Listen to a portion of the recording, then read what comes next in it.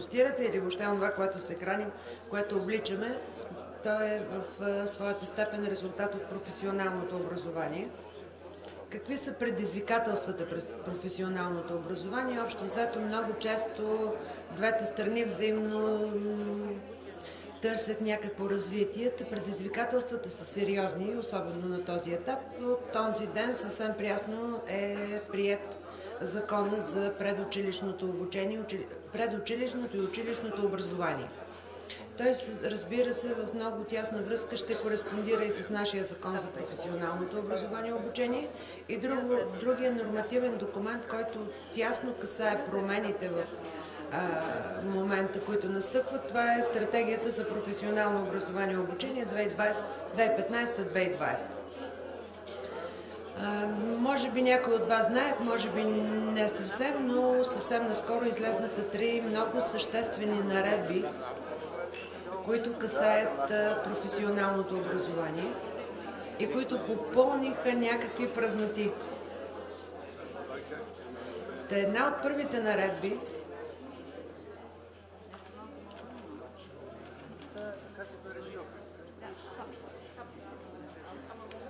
е наредбата за условията за валидиране и трансфер на кредити. По една или друга причина всеки сам вкъщи би могъл нещо да прави, понякога директно, понякога индиректно, той усвоява компетентности. И това е една крачка напред, защото чрез неформално учене, още мъничко към микрофона, добре, чрез неформално учене човек усвоява различни компетентности. Голям проблем при нашите работодатели е, че голяма част от тяхните работници или дори ние, учейки се през целия си живот, нямаме съответния документ, с който бихме могли да започнем работа. Точно това е наредбата, която даде възможност на над 7-8 хиляди човека да валидират своите умения и компетентности по различни професии и специалности. Другата наредба, която беше чакана с голямо вълнение от работодателите, това е наредбата за дуалното, така наречената наредба за обучение чрез работа или дуално обучение. Това е начин на обучение в голяма част от Европейския съюз, в Германия, Швеция, Австрия, които имат традиции в този тип обучение. По-тясна е връзката между обучаването и работодателите, така че още по време на обучението работодателя би могъл да инвестира и да подбере своя бъдещ персонал. И последната наредба, която така е поредица от тези 3, това е наредбата за качеството. По-скоро уточняване и усвояване на вътрешни регламенти и правила за качество, които би трябвало да се постигнат.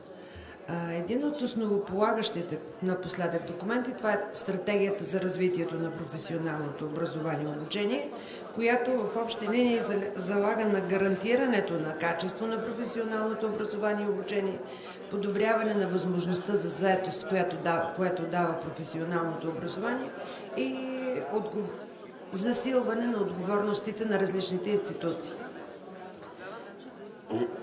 Плана за действие за тази година съвсем съзнателно има няколко приоритетни направления. И едното от осигуряване на качество и ефективност за професионалното образование и обучение, като една от мерките е възможност за организиране на обучение чрез работа или дуално обучение. А в момента тази мярка успоредно върви и с една втора мярка, която е активизиране включването на социалните партньори. Всичките тези мерки се изпълняват в момента по няколко проекта, по 3 направления. Първият е българо-швейцарския проект, който залага на 2 професии – машинен техник и техник-технолог в хранително-вкусовата промишленост или мляко и млечни продукти, нещо, което е свързано с днешния ден.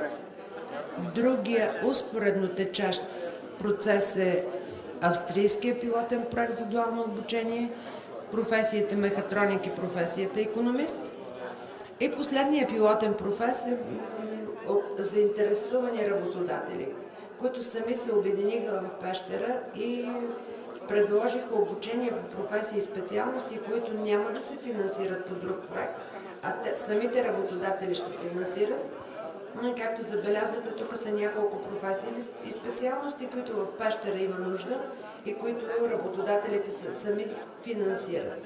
По този начин тези три успоредни проекта, които се осъществяват, биха дали една добра база за сравняване и за извличане на ползи или не съвсем добри неща, които биха могли да се случат, така че наредбата наистина, влизайки вече в своето прилагане, да може да действа и този тип обучение да се развива и в България. Обучението е двустранен процес. И тъй като най-често нашите работодатели все още се появяват на финала, виждате, че дори до финала те не са съвсем заинтересовани. Държавните изпити и по закон на държавните изпити за професионална квалификация трябва да има с равни квоти работници, работодатели и представители на обучаващите институции.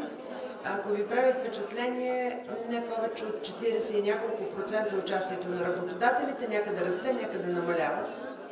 Другия момент, който е за тясно свързана и ефективна работа, това е провеждането на учебните и на производствените практики.